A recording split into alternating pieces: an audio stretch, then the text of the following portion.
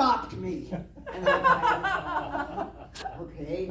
So I just let her say it because it just sounded kind of cute to me. Anyway, before I speak, there are a few things I want to say. First of all, I have a confession to make. I think I'm in love with a younger woman. The last time I was here, somebody made this for me and gave it to me, and she's here again today, and I just found out it's Maddie's birthday. So Maddie, would you come back up here, please? Thank you, Maddie. Since it's your birthday, this is for you. Open it, open it, open it. You're welcome.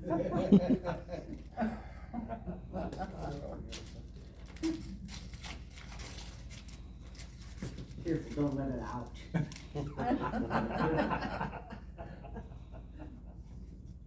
Oh, almost there. It's a box. Matching bracelets.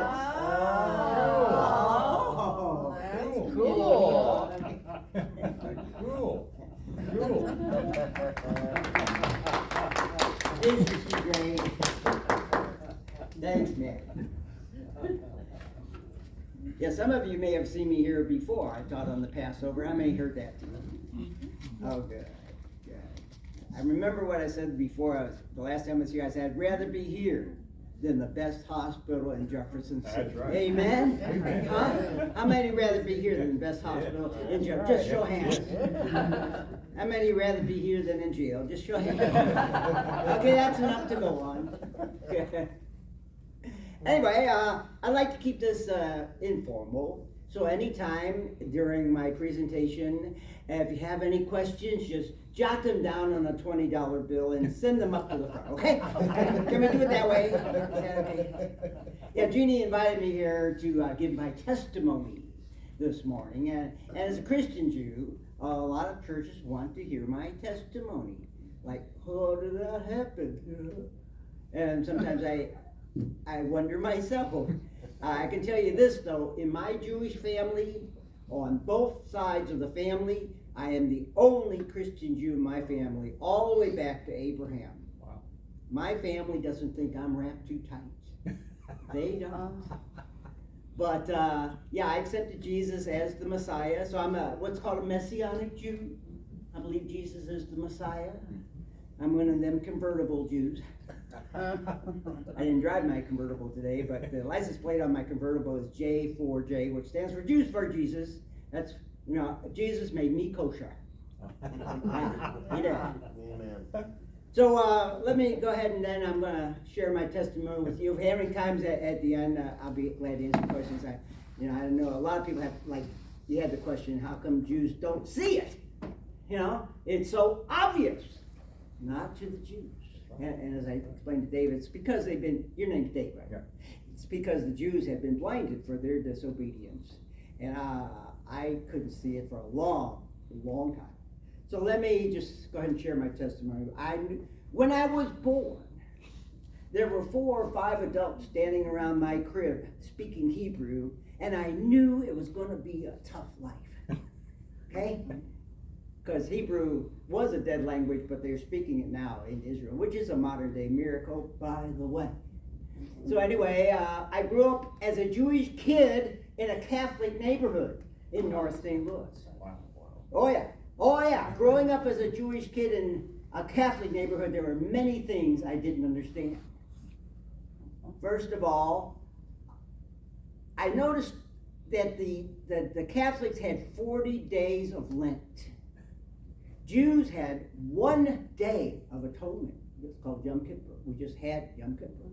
So I noticed, so even in sin, Gentiles were paying retail. 40 days, and we had 1 day of atonement. I thought that's better. I can handle that. Then the Catholic kids would tease me. I was about 7 or 8. They would tease me. They'd say, "Our priest knows more than your rabbi." And I said, "Of course he does. You tell him everything." And I used to tease my Jewish mother and tell her I was going to convert, become a Catholic priest, so she could say, "My son, the Father." If you grew up Jewish, you knew what that meant. Jewish mothers love to say, my son's a doctor. Yeah, that's a Jewish family for you. I always used to say, show me a Jewish kid who didn't become a doctor, and I'll show you a lawyer. I'm just going to throw this in here. It's right in the middle of my testimony, but when I started college, I was a pre-med student. I was a serious student. Serious. I'd go to the library, I'd stay there till 11 when the bell rang. I went home and I'd study some more. And from my first day of college, my mother already started saying, my son, the doctor. Her sister Estelle said, Serene, your son's a long way from being a doctor. But by the middle of my senior year, I could see the handwriting on the wall. I didn't have the grades to get into medical school. You cannot make a C in organic chemistry and get into medical school. You just can't. But I had to go home and tell my Jewish family. And they had the whole mishpacha in there, that's Yiddish for clan. 3 generations sitting in my grandfather's house, and I had to make my announcement that I wasn't going to medical school. And my grandfather said, you're not going to be a doctor? No, Grandpa, I didn't have the grades to get in. You're not going to be a doctor? No, Grandpa, I couldn't get in with, I switched majors. You're not going to be a doctor? No, Grandpa, I switched majors, I'm pre-law now. My grandfather fell silent for about 30 seconds, and he finally said, well, lawyers make money too. That was his sole criterion for success. But that's not part of my testimony. Okay, I just threw that in. Okay, so I grew up basically agnostic. When I was about 8 or 9, oh, by the way, when I was about 8 or 9, I got my first taste of persecution, and I didn't understand it. But I remember like it was yesterday. I was standing on my side of the street. There were 5 or 6 kids standing on the other side of the street yelling at me, Joe! Christ killer! Joe! I said, what are they yelling at me for? I didn't kill anybody. And if I were there, I wouldn't have killed anybody. Why are they mad at me? It was an irrational hatred because of my heritage. I was Jewish. So I didn't understand that.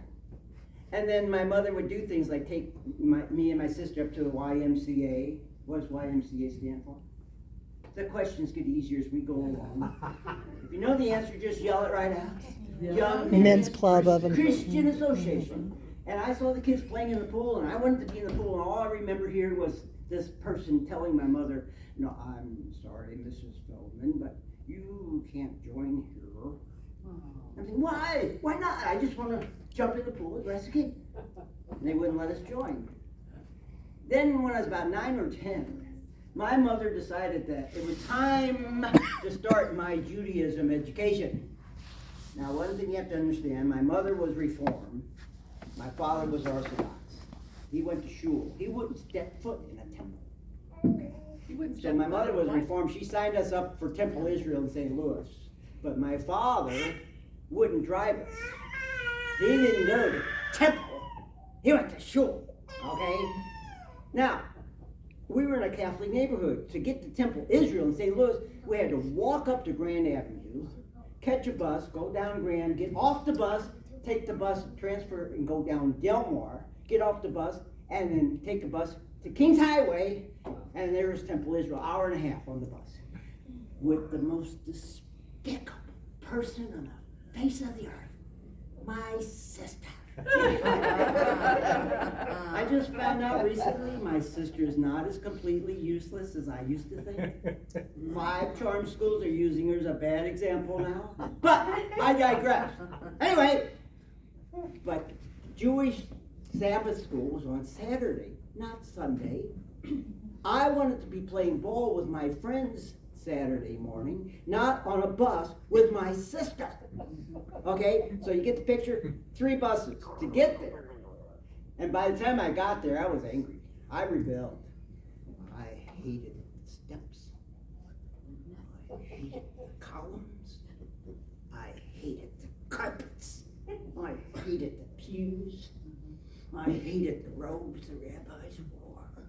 I hated everything because I wanted to be playing ball with my friends Saturday morning. But there I was in Sunday school, our Sabbath school. It was on a Saturday. And then when we got older, I got a touch of what I call compulsory religion. And this is one of the things that turned me against Judaism, this thing called compulsory religion. When you became a teenager, you had to attend the Friday evening service. Oh, no. And they took attendance. There was someone on the side here taking attendance. Like, oh yeah, Steve. Sharon. David. Because if you missed the Friday night service, you had to make it up Saturday morning before Sabbath school. And if you missed too many, they kept you back in that grade and you couldn't advance on. And I hated Sabbath school so much, I would never miss the service. Is that crazy or what? Because I didn't want to be held back. Right? So I went ahead and I attended the Friday night services and then the Sabbath school and Saturday morning, but I hated every minute of it. And actually I became agnostic. I remember the rabbis calling my mother off to the side. He said, Mrs. Feldman, we think your son is anti-Semitic. Because I just couldn't buy into all that tradition. Anybody see the movie Fiddler on the Roof? Yeah. The first song is what? Tradition. Remember, Tevye is showing you around this village of Anatevka. And he said, you may ask, why do we do some of the things we do here in that little village of Anatevka? Well, I'll tell you.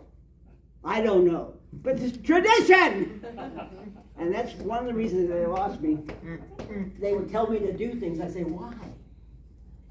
Just do it, boy. But why? Just do it. That wasn't good enough. Because they would just do things I couldn't understand and didn't understand why. And looking back, now I still don't understand why. But it's tradition. Just had to do it because they said so. So I became agnostic as a teenager. And I made it through that system and I got confirmed. I wasn't bar mitzvah. I absolutely refused to go to Hebrew school. Because Hebrew school is right after regular school. And I was not going to go to school twice in the same day. Oh. I'd be walking home with my Jewish friends, like 2 or 3 of them. And we got to a certain point, and they'd peel off and turn to the left to go to Hebrew school, and I'd go straight home. There was no way they were going to get me to go to Hebrew school. So I don't know Hebrew. I know something. But I never studied it. And those guys were bar mitzvah. I was confirmed.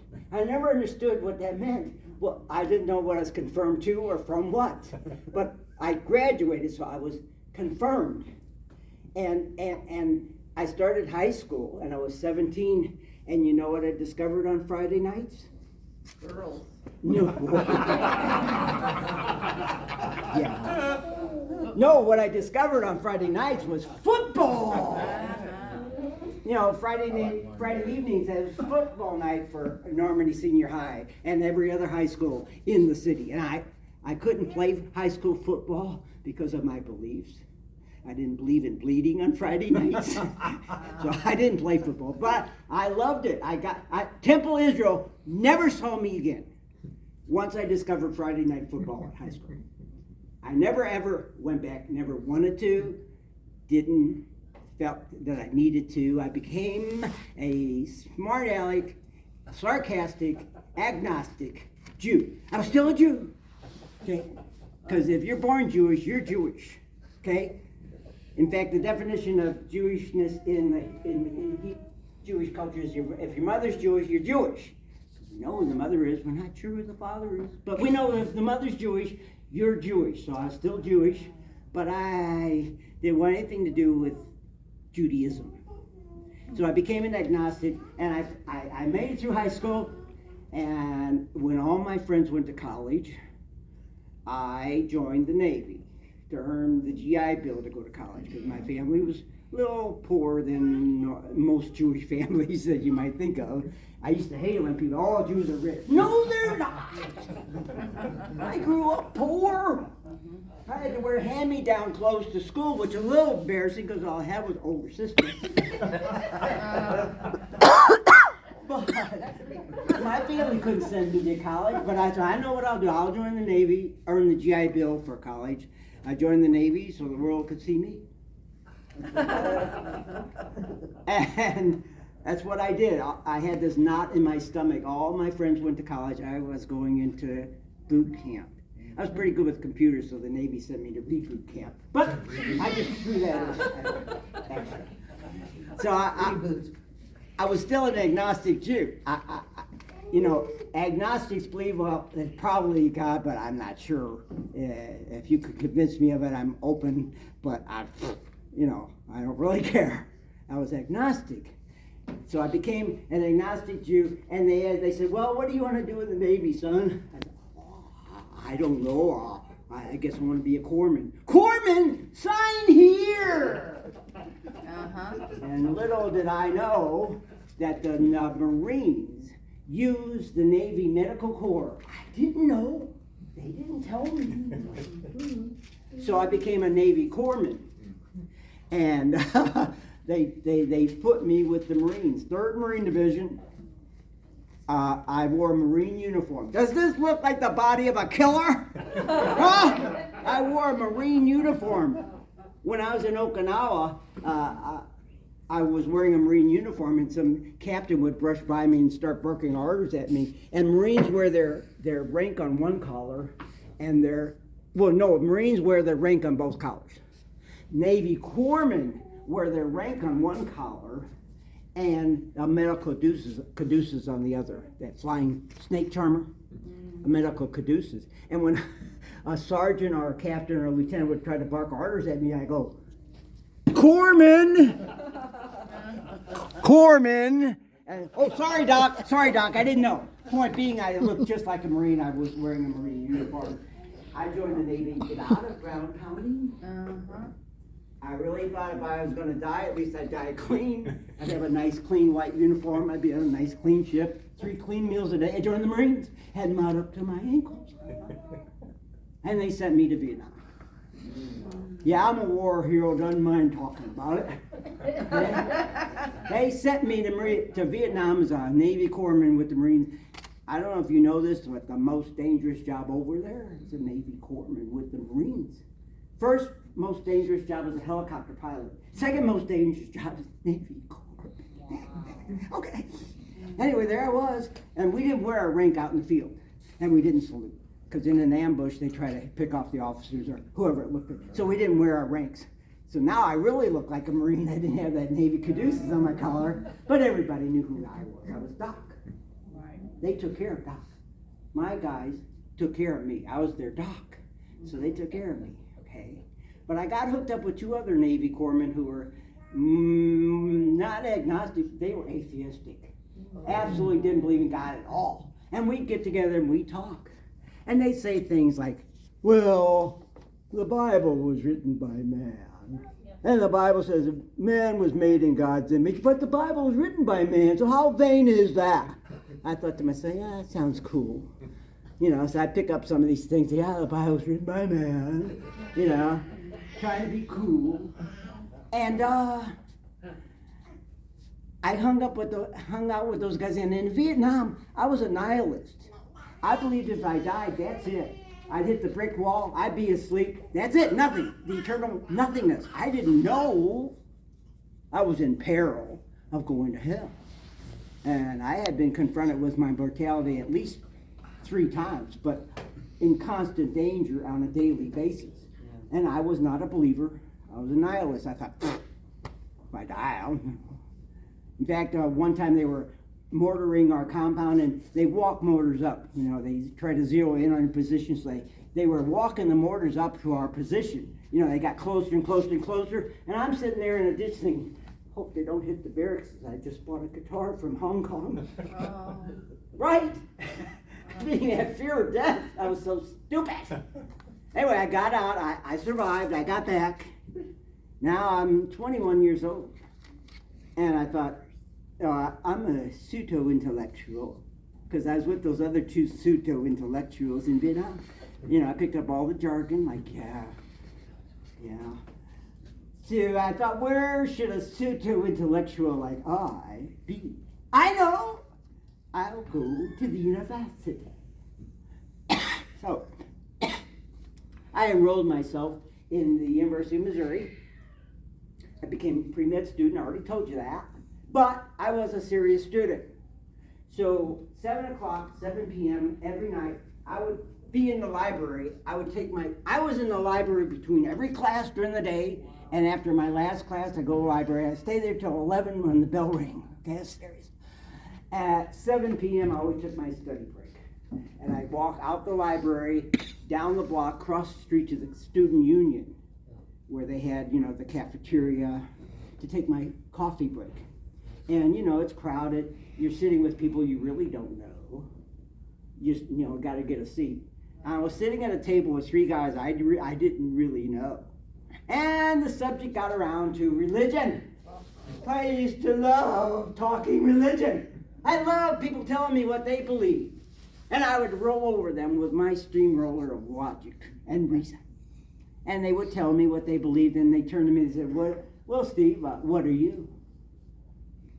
Yeah, I was so stupid. I said, well, I'm an agnostic Jew.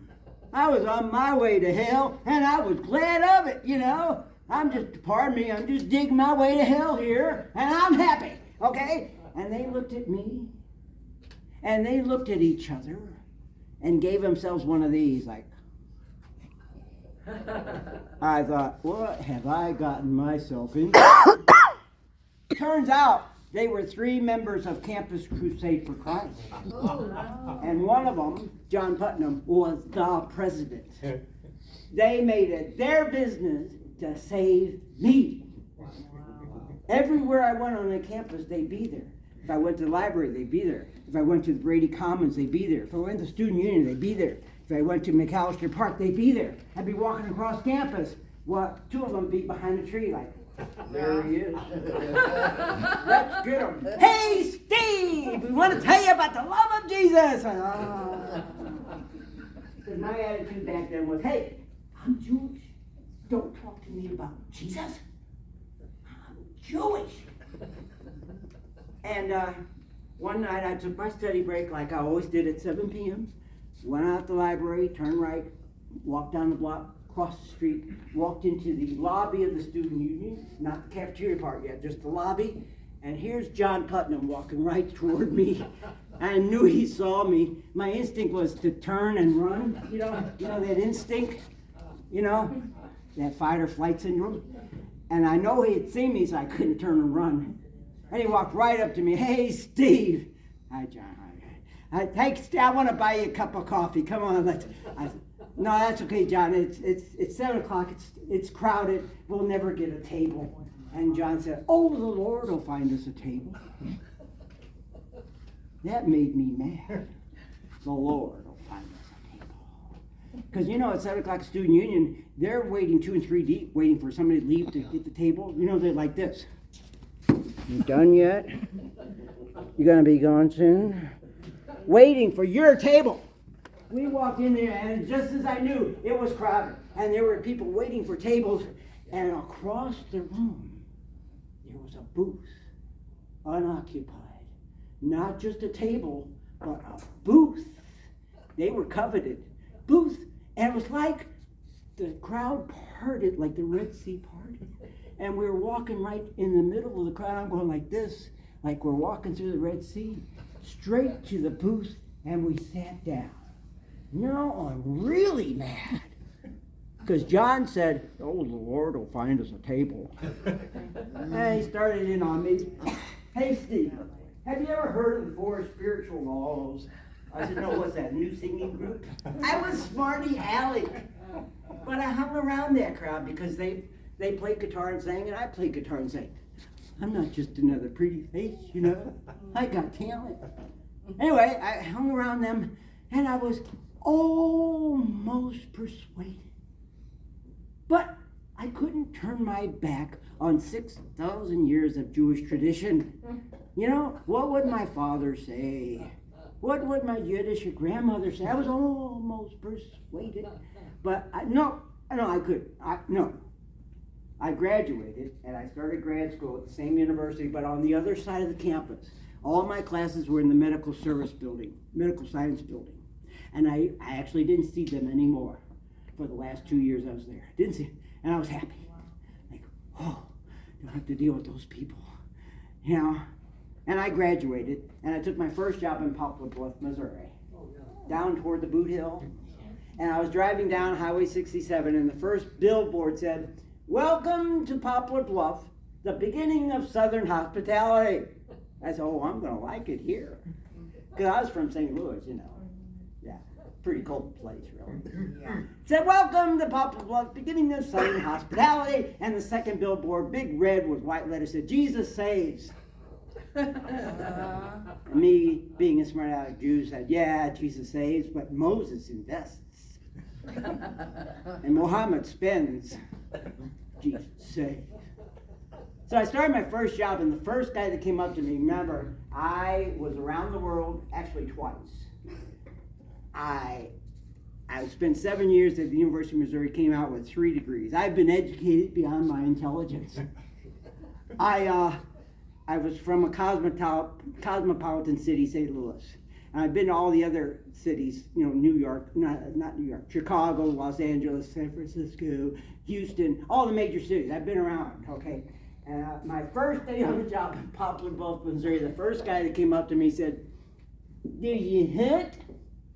I said, no, I don't hunt. He said, "Do you fish?" No, I don't. "What do you do?" And he walked away. He was thoroughly disgusted with me. "What do you do?" Second person I met was Frank Houston, a committed Christian. I was sitting in the office one day, reading the newspaper, and I said, "Ha, look at this. Nothing but wars. There's a rumor of war over here, disease, famine, pestilence. I tell ya, I don't know what the world's coming to." Frank Houston just smiled. He said, "Well, I know what the world's coming to, Steve. It's coming to Jesus. I've got a book I want you to read. I'll bring it tomorrow." I said, "Sure, Frank," because you know how people say things and they don't follow through. Frank was standing in front of the door the next morning. I couldn't get past him. He was standing in front of the door outside, waiting for me. And when I got there, he handed me this book. It was called The Late Great Planet Earth by Hal Lindsey. And I looked at it, I said, "Oh, good, I like science fiction." Threw it in my briefcase, took it home, threw it on the dresser, never gave it a second thought. Then, one time I was in Poplar Bluff. Hey, can I borrow you for a second? Sure. I was going to do my laundry because I didn't have wash and dryer yet. And this guy standing in front of the door of the laundromat, just stay right there. This guy's handing out tracts. And he knew how to hand out tracts. He didn't say, "Here, would you read this?" No, he knew how to hand out. He said, "Read this." Stuck it right here in my gut. He said, "Read this. Could change your life." So I took it. Thank you, Dave. I took it in, and these words were ringing in my head. Change your life. Change your life. Change your life. So I read it. It was a tract. You know what tracts are. Salvation. And shortly after that, somebody invited me to church. The First Assembly of God Church, Highway 67, Poplar Bluff, Missouri, to see a movie. That's safe. It was called The Judgment. You know, one of them bad Christian movies with the bad Christian acting. Hell is hot. 3,200 degrees centigrade. You're gonna roast, toast, boil, burn. You're never gonna get down, you dirty sinner, yo. That kind of salvation movie to scare. Can I say this? Scare the hell out of you. Can I say that here? Is that okay to say? They're trying to scare you out of hell and into heaven, basically. And I have an undergrad degree in psychology. I'm sitting there thinking, I'm cool. I'm not going to succumb to the emotionalism of the moment. I'm cool. Because I knew as Assembly of God Church, they have an altar call after every service. Even if the message is on tithing, they'll have an altar call at the end of the service. Assembly. Anyway, I went to work the next day, and Frank Hughes said, "Boy, you don't just tickle your toe, do you? You just jump into your waist." I said, "What do you mean?" "Well, I heard you went to Assembly of God Church." I said, "Well, yeah. I was so stupid. I didn't know you weren't supposed to go to that kind of church. Pentecostal church. Okay? I didn't know. I didn't know why he was so astounded that I did that. So anyway, I got invited to attend the service. I thought, okay. And I remember walking up to the doors thinking to myself, they are never going to accept me here because I'm Jewish. Because I grew up in St. Louis. We were taught to love God, love country, and hate the Baptists. That's all I knew. I thought all the Baptists hated the Jews.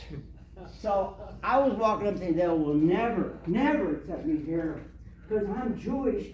But I was wrong. The love of God exuded out of those people, enveloped me, and drew me in. Okay? Now I always sat in the 7th row back on the left side, right there. Always on the aisle, because I figured if I had to, I could get out. I could leave. Always sat on 7th row back on the aisle, thinking to myself, I'm cool. Nothing's going to happen. I'm not going to succumb to the emotionalism of the moment. I'm cool. I'm just visiting here. And if I had missed one of the ladies, the church ladies would, she'd come up to me and say, I missed you last Sunday. I thought, well, she's just smart. Why would you say that? Turned out she really did. They loved me. I finally accepted that. And I remember sitting there, 7th row back, on the aisle, thinking, I'm cool. I know he's going to give a salvation call, because they do after every service, but I'm cool.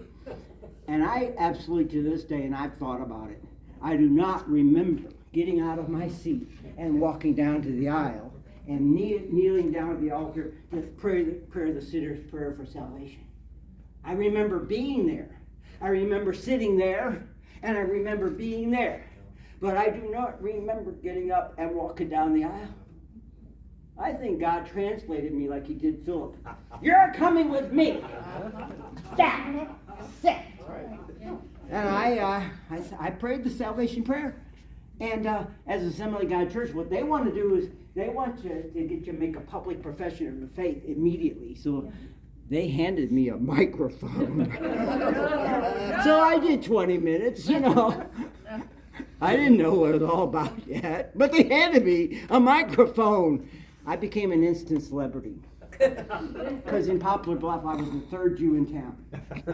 How do I know that? It's because I came in, I was buying groceries at a store the evening before I was supposed to start the next day. It was 7 p.m. And the clerk looked at my check and he said, Steve Feldman, you're the president of a hospital association or something like that? I said, no, I'm the executive director of the Ozark Healthcare Council. How did you know? He said, oh, because you're the 3rd Jew in town.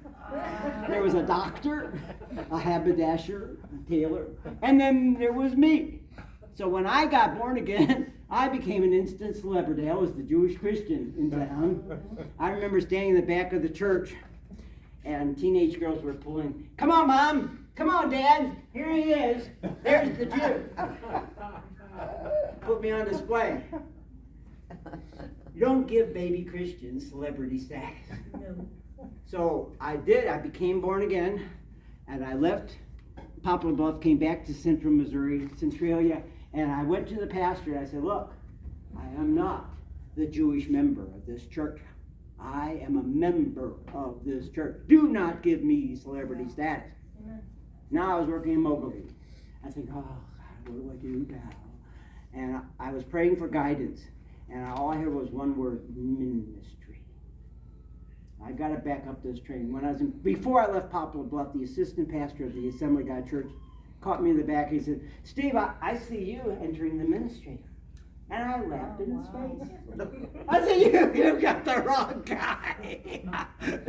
I literally laughed in his face. But I'm sitting in the park in Moberly where I was taking my lunch, and I leave the office, go to the park, and all I heard was one word, ministry. Oh, come on, Lord. What do you want me to do? Ministry. I can't go back to school now. I've got a wife, I got a kid, I've got a job. I can't do what I did before, work and go to school like I did before. So I kind of put that on my mind. moved to Columbia, took another job in Columbia. Ministry. You know what God did for me? He brought the Bible college to me. I attended a video Bible college out of Houston, Texas. And I had the best Bible teachers in the country because they're all on videotape. So yeah, I went to Bible college. I graduated, entered full-time, say it with me, ministry. Yeah, I was on staff at a church in Columbia, and I was standing there in the lobby thinking to myself, oh, God, Lord, I really want to see John Putnam again before I die. Let him know I got saved. And I looked out, and across the street, somebody parked a car. Got out of the front. It was John Putnam. Walked around the car, opened the door. His wife, Mary, got out. They walked across the street, up the steps, through the front door, right into the lobby where I was standing. And I said, thanks, Lord. I said, hey, John, it's me. Steve Feldman, I got saved. I'm on staff here. I'm a Christian. And John looked at me and said, Steve Feldman, you were the toughest nut to crack on the university campus we had ever seen. I said, well, thank you, I think. I took it as a compliment. So I said all that to say this. If God can save me, a smarty aleck Jewish agnostic, he can save anybody. Okay? Don't ever give up. Because, you know, I'm still the only Jewish Christian in my whole family. And now there's a song the Lord gave me. He puts it all together. I'm going to play it for you now. It's one of my songs of testimony. I've written 3 songs of my testimony. I've written over 50 songs. Ooh. I've written 3 symphonies too, but none of them have written back. I'm going to share that with you now. Mind if I take off my... Is this on? Yeah. Okay.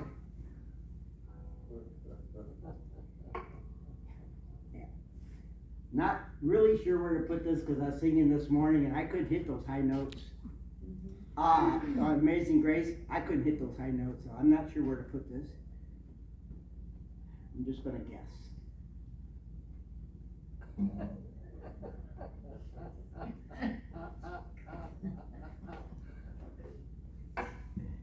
And if you listen real close, this song is everything I just said. Really. It's a song I call Gates of Hell, and a song about my testimony. Is this thing on? Is that still in tune? I asked you because I don't know. Good. I used to play in a coffee house in Columbia, and I had my roommate would tune my guitar before I went on stage. And if it went out of tune on stage, I couldn't tune. I got a tin ear. I got an electronic tuning device that I use. So that's okay? That's good? I'm taking your word for it. Okay. Let's try it there. Okay. This song I call Gates of Hell.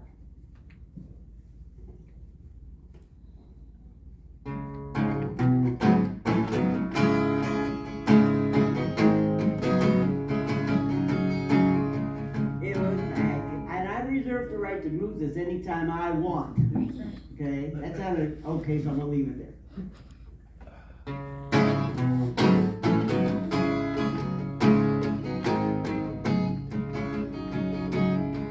It was back in 1976 that I was born again. That's when I finally realized that my life was about to end. My sinful life had condemned me.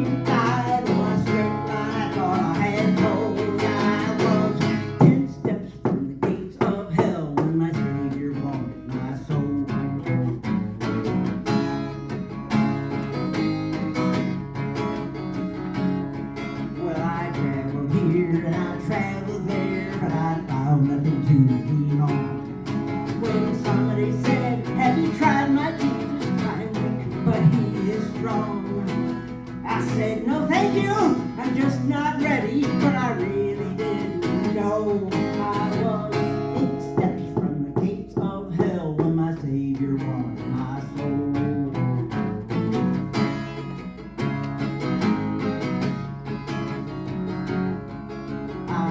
couldn't believe it could be so easy that it could happen to me. How could this Jesus, this Nazarene, have the power to set my soul free? I decided I really didn't need a savior, cause I hadn't walked that road. I was 6 steps from the gates of hell when my savior walked my soul.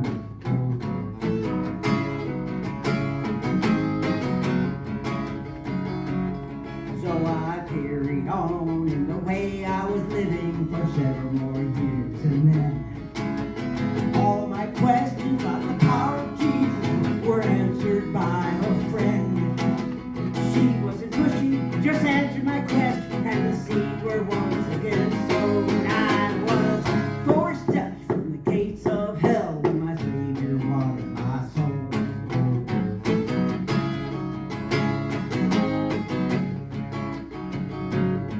Well, praise the Lord, I was saved shortly after I realized the truth.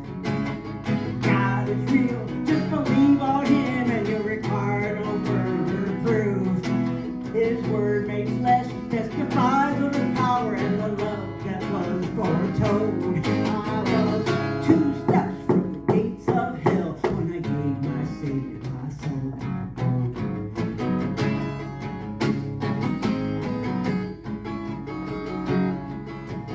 Now I like to tell you his story. It's the same one that's been told. Maybe you're still lost, you're still uncertain about your mortal soul. If you'd like to know how to meet your Savior and submit to his control, just step back from the gates of hell and give your Savior soul. Just step back from the gates of hell and give your Savior soul. Just step back from the gates of hell and give your Savior soul. Hallelujah. Thank you, very kind. I love playing for Christians. It's the only place I know you can rehearse for a crowd. Thank you. Well,